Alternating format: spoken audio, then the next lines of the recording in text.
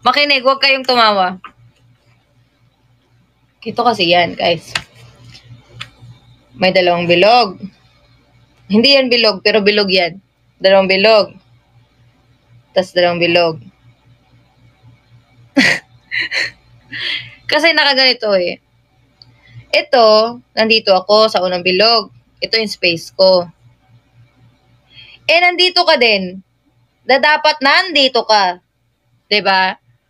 Gets ba? So, dapat hindi ka nandito, be. Dapat nandito ka o nandito ka sa bilog mo, ha?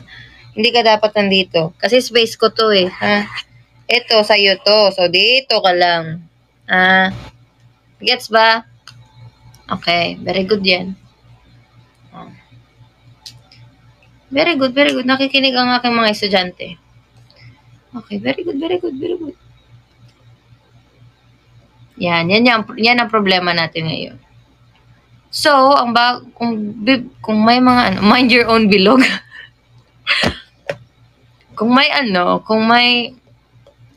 mga ganyan sa inyo, yan, mind your own bilog. Okay? Nakita ko lang yan sa prof ko sa TikTok. Subject kong TikTok. Mind your own bilog, okay?